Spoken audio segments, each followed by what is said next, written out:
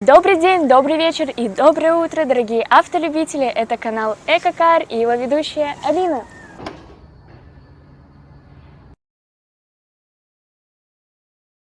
Сегодняшнее видео будет о том, какие документы нужны для постановки на учет электромобиля, купленного в странах Таможенного союза. Напомню, что сейчас их 5.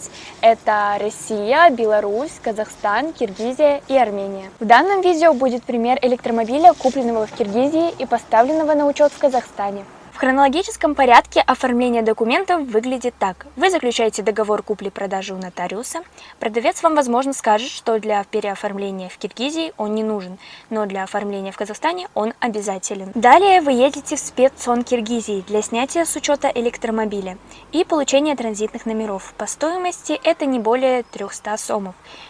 Или примерно около $4. После всех процедур вам дадут техпаспорт, на обратной стороне которого от руки напишут, что авто снято с учета, и поставят печать. Транзитный номер в количестве 2 штук. На одном из них должна стоять круглая печать, а также договор купли-продажи в образце спеццона.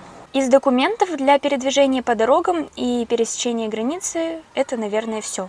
Но есть еще пару нюансов. Первый. Когда будете переходить границу, пограничники на въезде дадут вам чистый лист бумаги, на котором вы должны написать свою фамилию, имя и отчество, марку машины и транзитный номер. С этой бумагой вы будете проходить проверки и досмотры. На ней будут ставиться печати, и при въезде ее у вас заберут, поэтому перед тем, как ее отдать пограничнику, сфотографируйте, на всякий случай, она в дальнейшем может вам пригодиться. Второе.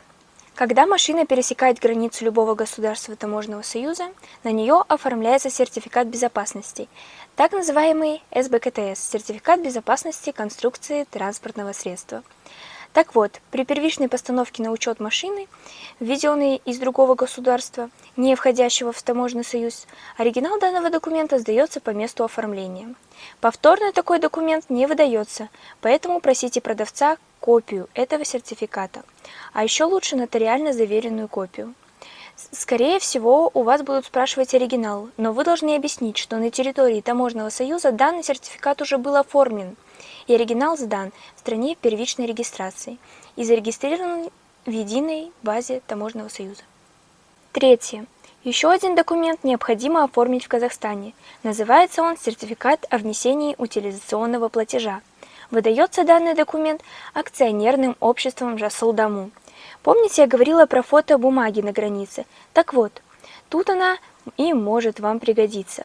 Так как на электромобиле в Казахстане утилизационный сбор составляет 0 тенге, данный документ вам ничего не будет стоить, но без него вы не сможете пройти первичную регистрацию. Четвертое. Если вы покупаете электромашину в Киргизии или Армении 2019 года выпуска и старше, необходимо, чтобы продавец сделал справку в таможне о том, в каком году данная машина прошла таможенные процедуры, а также копии таможенных деклараций.